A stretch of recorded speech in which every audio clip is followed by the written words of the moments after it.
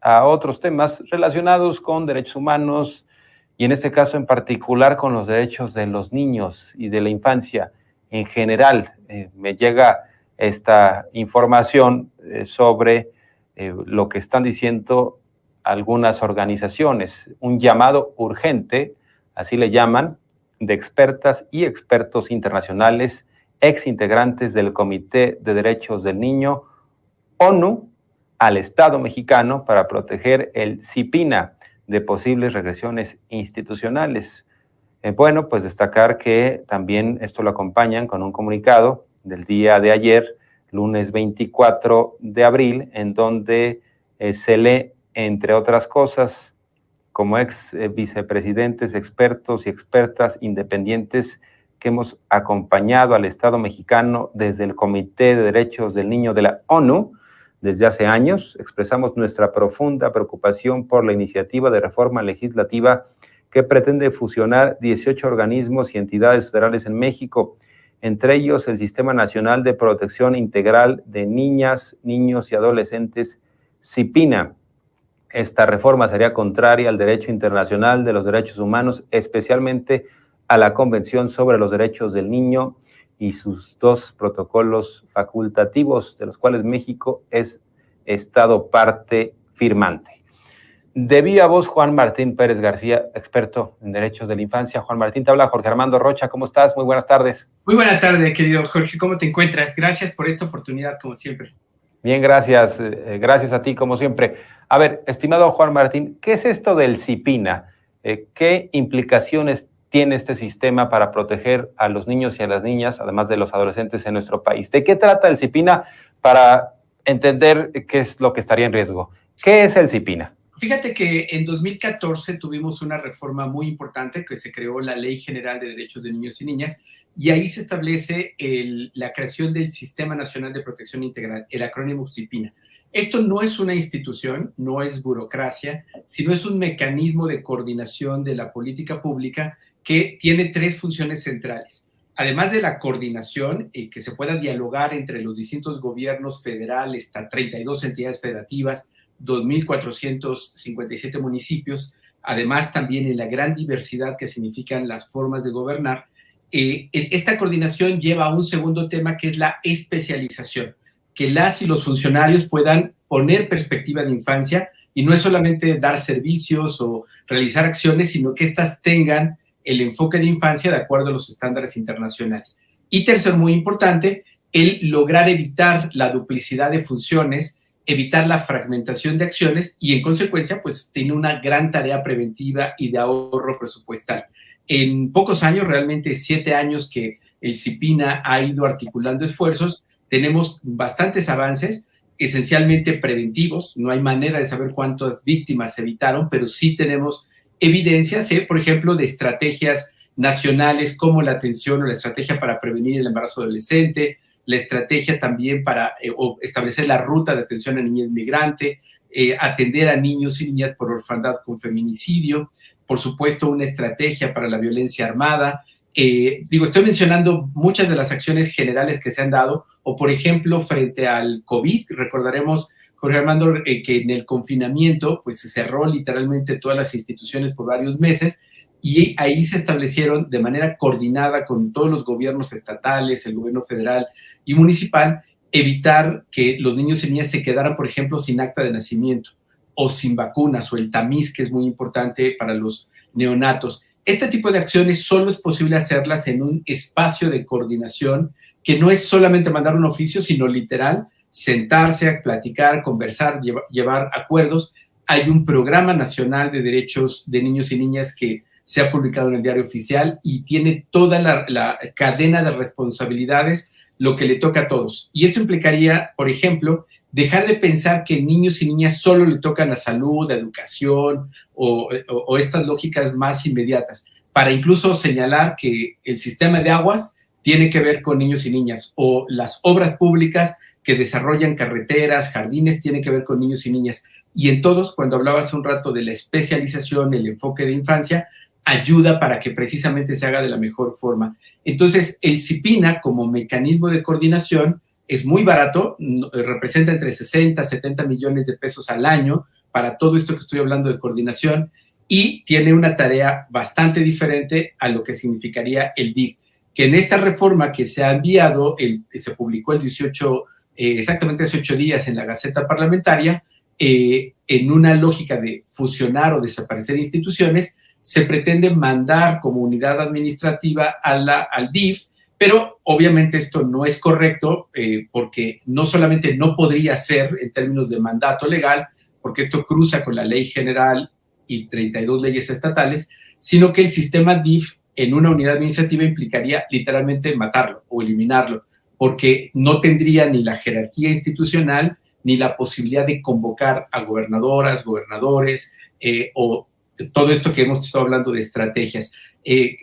Lamentamos muchísimo que se haya hecho de esta manera, sobre todo sin discusión con las organizaciones, con el propio sistema y con tantas fallas legislativas, que no solamente es preocupante, sino que además, como ya lo explicaban y tú lo citabas, los expertos y expertas internacionales, pues va en contra del derecho internacional, de los compromisos que México tiene, sería contrario al artículo 4 constitucional del interés superior de la niñez, pero sobre todo destrozaría lo que México, dicho también por los expertos, logró. Un gran ejemplo, dicen ellos, que es el mejor modelo de las Américas para la garantía de derechos, que han estado pues promoviendo como un buen ejemplo, y sería un despropósito regresarnos 34 años antes de la convención, donde se seguía pensando que los niños era un tema de asistencia o solo pensar en niños y niñas víctimas, y que el Estado solamente tenía esa posibilidad. Ahora, estamos a tiempo todavía de hacer algo para que no avance esta iniciativa de reforma. Y pues mira, en tu caso, entiendo que no es la defensa, ya lo comentabas, de un organismo burocrático, sino un sistema de protección de la infancia y de la adolescencia en México.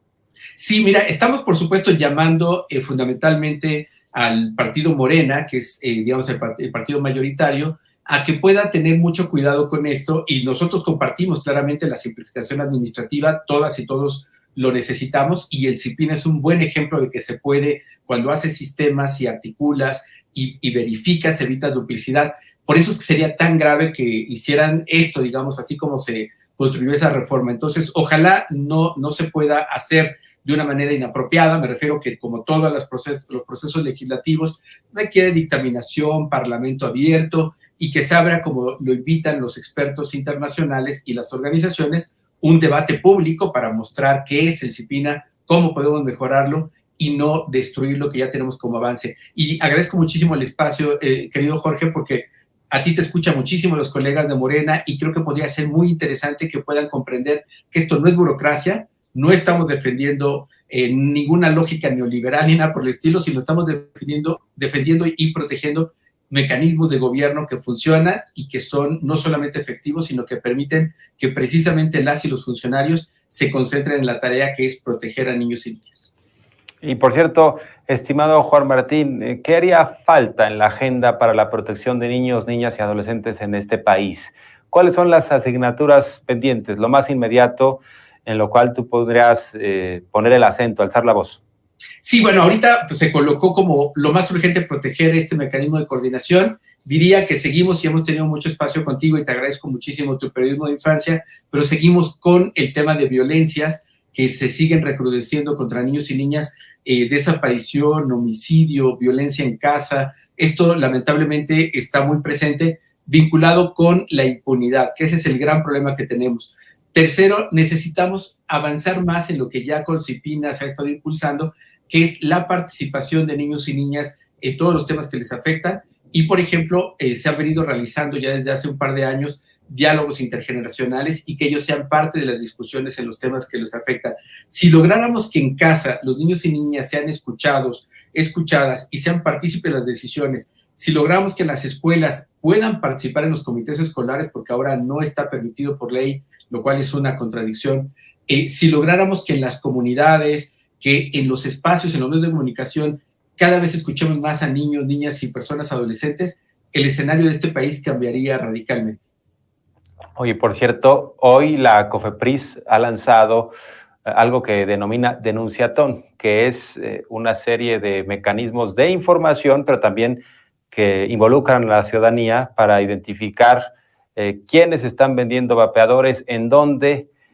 Aquí lo que me llama la atención es que los vapeadores en este país están siendo utilizados por niños a partir de los 10 años. ¿Qué te parece este tema a ti? Porque tiene que ver no solo con los vapeadores, sino con las adicciones en la infancia y en la adolescencia.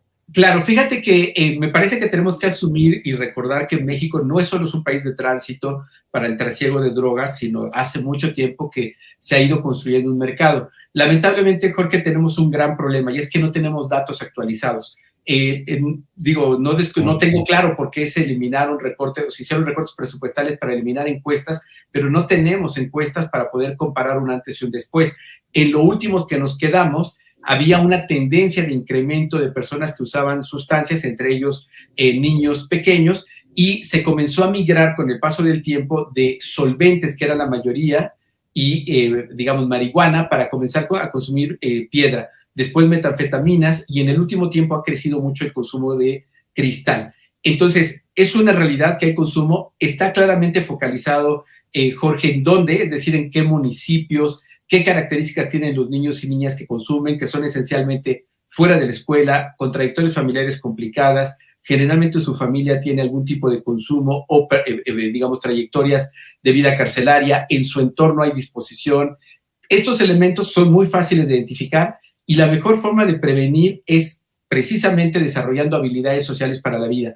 La Secretaría de Educación Pública lanzó una campaña que, adelanto, querido Jorge, no va a tener ningún éxito, porque es una especie de refrito de una campaña de los 80s que ya vivimos en México, y recordará al público el de Vive sin drogas, que fue un terrible fracaso. Hay estudios internacionales que muestran que esto no funciona, y ya la Oficina de Naciones Unidas contra la Droga y el Delito, la UNODC, desde hace varios años tiene varias campañas muy importantes que tienen eficacia y evidencia científica y que están basadas en 3 cosas centrales: informar, basados en evidencia científica; escuchar a niños y niñas y hacerlos partícipes en su entorno de lo que está sucediendo. Son las mejores formas de prevenir y diferenciar la prevención. Tenemos que hacer una prevención general al público sobre riesgos, pero muy focalizada con niños y niñas que ya están consumiendo. Dicho de otra manera, hablarle a niños y niñas de fentanilo, metanfetamina, cristal y cocaína, si no la conocen, si no la consumen, si en su contexto no está, es hacerle publicidad a este tipo de sustancias.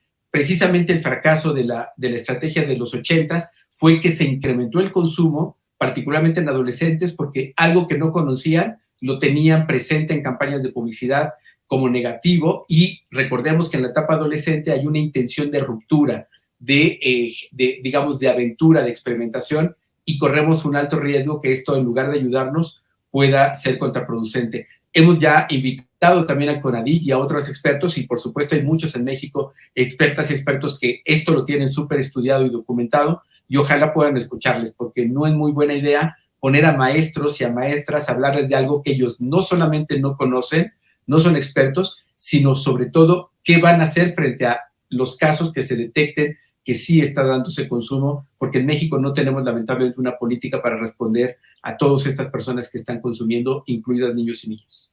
Bien, estimado Juan Martín, pues el espacio sigue abierto. Muchas gracias por la confianza. Estamos en comunicación permanente y muy buenas tardes. Te mando un fuerte abrazo y, como siempre, muchísimas gracias. Igualmente, Juan Martín.